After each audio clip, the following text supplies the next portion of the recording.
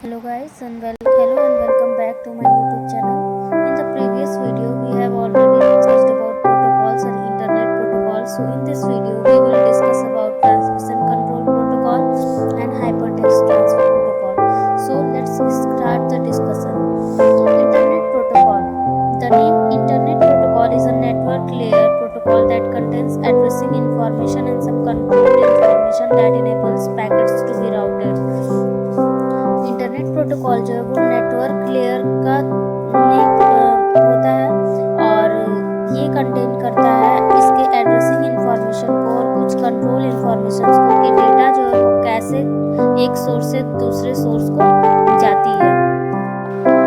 IP represents the heart of the internet protocols.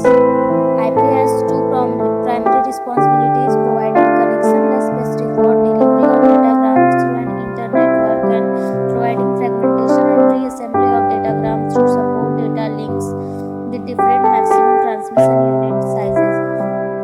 IP जो है उसके दो प्राइमरी रिस्पॉन्सिबिलिटीज है। पहला कि वो एक कनेक्शनलेस नेटवर्क प्रोवाइड करता है और इसका जो मेन काम होता है वो नेटवर्क पर कोई भी डेटा जो पैकेट्स के रूप में जा रहा है वो सही जगह पर पहुंच रहा है या नहीं पहुंच रहा है और वो एक दूसरे से जुड़े हुए हैं या नहीं है ये कंफर्म करता है।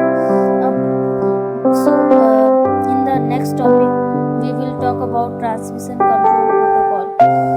Transmission control protocol जो है इसका जो मेन वर्क है वो ये है कि ये डेटा को कंट्रोल करता है इंटरनेट पे। TCP provides reliable transmission of data in an IP environment.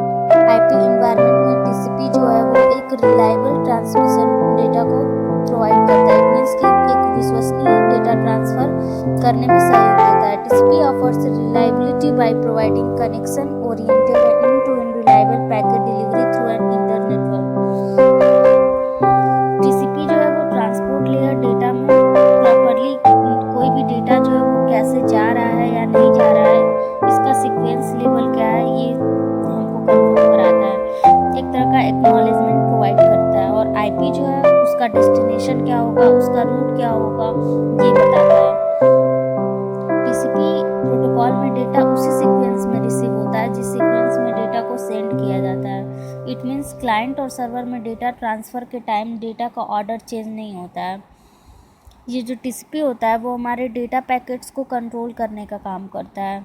जैसे कि अगर हम कोई भी फाइल 1 MB की है जिसको हम इंटरनेट पे डाल रहे हैं वो दूसरी सोर्स डेस्टिनेशन से सोर्स की तरफ जा रहा है तो वो जो 1 MB का फ़ाइल है वो कई सारे पैकेट्स में बढ़ जाता है।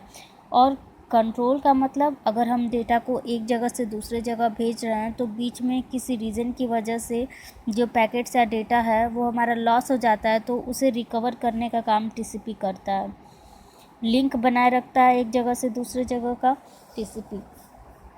तो TCP जो है इसके बारे में ये कह सकते हैं कि एक रिलायबल प्रोटोकॉल है और in English we can say that TCP divides the whole data into small packets and then send it on internet.